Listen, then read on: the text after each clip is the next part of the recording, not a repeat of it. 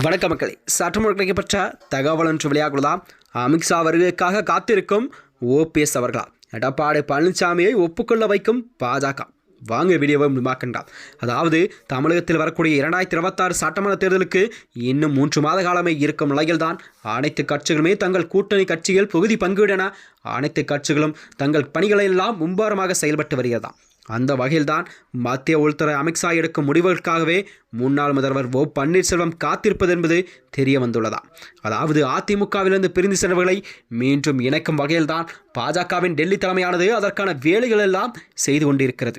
அதிமுகவிலிருந்து பிரிந்து சென்ற ஓபிஎஸ், டிடிவி தினகரன், சசிகலா ஆகியோரெல்லாம் மீண்டும் என்டிஏ கூட்டணியில் சேர்ப்பதற்கான வேலைகளை டெல்லி தலைமை தனது கையில் எடுத்துள்ளதாக அரசியல் வியூகமெல்லாம் வகுத்திருக்கிறதா.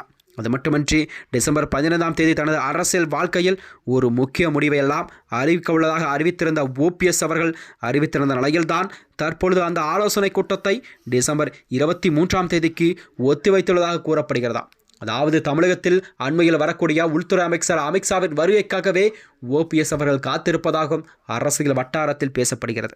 அதாவது சட்டசபை தேர்தலில் நெருங்கிவிட்ட சூழலில்தான் தன்னுடன் இருக்கும் ஆதரவாளருக்கு கண்டிப்பாக தேர்தலில் போட்டியிடும் வாய்ப்பை உருவாக்க வேண்டிய நெருக்கடியில் ஓபிஎஸ் இருக்கிறார். அதாவது 2024 நாடாளுமன்ற தேர்தலைப் போல் இம்முறையும் என்டிஏ கூட்டணியில் இடம்பெறவில்லை, அதிமுகவுடனும் இணைய முடியவில்லை.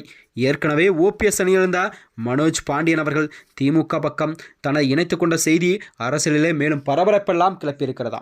இப்படி ஒவ்வொருவராக ஓபிஎஸ்ஸின் அணியின் ஆதரவாளர்கள் எல்லாம் வேறொரு கட்சியுடன் இணைந்துவிட்டால் கண்டிப்பாக ஓபிஎஸ்ஸின் அடுத்த கட்ட நகர்வு என்ன என்பதை மக்களிடம் ஒரு கேள்விக்குறியாகவே இருந்து வருகிறது. அதாவது அடுத்த கட்டமாக வைத்தியலிங்கத்தை தாவைக்க பக்கம் செல்ல உள்ளதாக கூறியிருக்கும் நிலையில்தான் இதனால் ஓபிஎஸ் கண்டிப்பாக புதிய கூட்டணியில் இணைய வேண்டிய தேவை கண்டிப்பாக ஏற்பட்டுள்ளதா. அதாவது விஜய் தரப்பை ஒரு வாய்ப்பாக கருதினாலும் அவரின் முதல் எண்ணம் என்டிஏ கூட்டணியாகவே இருக்கிறதா. இதன் காரணமாகவே தான் அண்ணாமலை கூட சந்தித்த பின் உடனடியாக அமித்ஷாவையும் சந்திக்க டெல்லி பயணித்திருக்கிறார் ஓபிஎஸ் அவர்கள். இந்த சந்திப்பு தான் கண்டிப்பாக அமித்ஷா தரப்பில் ஒரு தனிக்கட்சி தொடங்கும் எண்ணத்தை எல்லாம் கைவிடுங்கள் என்று அறிவுறுத்துவதாகவும் சொல்லப்படுகிறதா.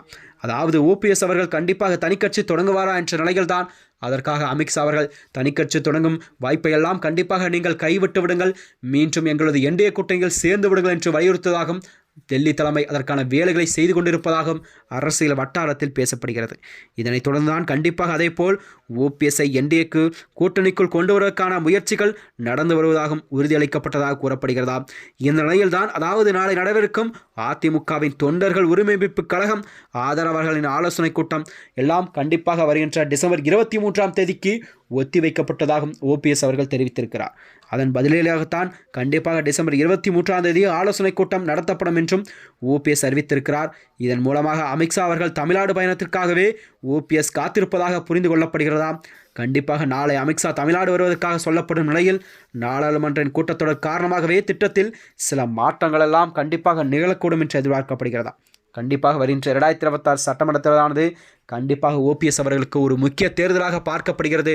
அவரின் அடுத்த கட்ட நடவடிக்கை எல்லாம் என்னவென்றே மக்களிடம் ஒரு கேள்விக்குறியாக இருந்து வருகிறது. மேலும் இதுபோன்ற வீடியோக்களை தெரிந்து கொள்ள நமது சேனலை மறக்காமல் சப்ஸ்கிரைப் செய்து கொள்ளும். நன்றி, வணக்கம்.